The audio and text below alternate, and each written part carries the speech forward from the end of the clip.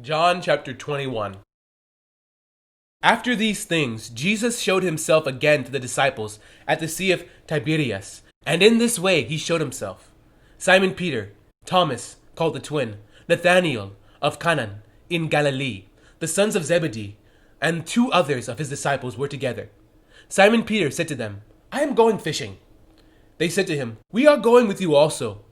They went out and immediately got into the boat, and that night they caught nothing. But when the morning had now come, Jesus stood on the shore. Yet the disciples did not know that it was Jesus. Then Jesus said to them, "Children, have you any food?" They answered him, "No."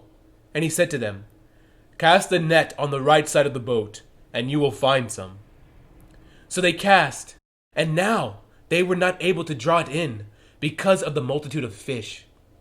Therefore that disciple whom Jesus loved said to Peter, "It is the Lord."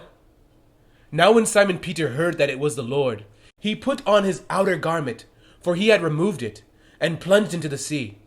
But the other disciples came into the little boat, for they were not far from land, but about 200 cubits, dragging the net with fish.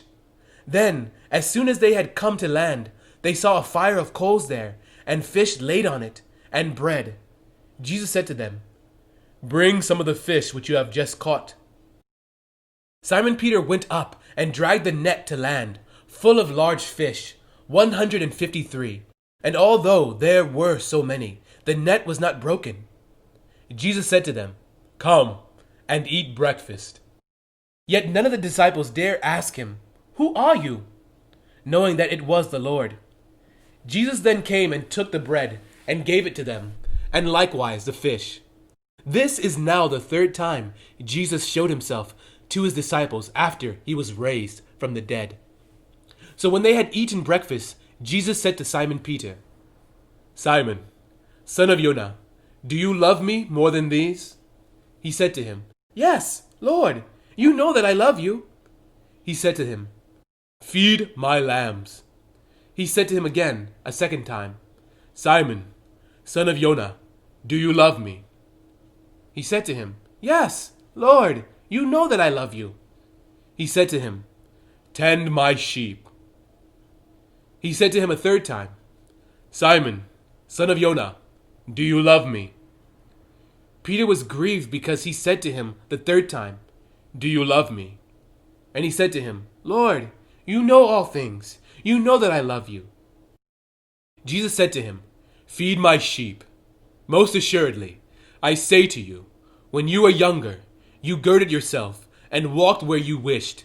But when you are old, you will stretch out your hands, and another will gird you and carry you where you do not wish." This he spoke, signifying by what death he would glorify God. And when he had spoken this, he said to him, "Follow me." Then Peter, turning around, saw the disciple whom Jesus loved following, who also had leaned on his breast at the supper, and said, "Lord, who is the one who betrays you?" Peter, seeing him, said to Jesus, "But Lord, what about this man?" Jesus said to him, "If I will that he remain till I come, what is that to you? You follow me." Then this saying went out among the brethren, that this disciple would not die. Yet Jesus did not say to him that he would not die, but, "If I will that he will remain till I come, what is that to you?" This is the disciple who testifies of things, and wrote these things, and we know that his testimony is true. And there are also many other things that Jesus did, which if they were written one by one, I suppose that even the world itself could not contain the books that would be written. Amen.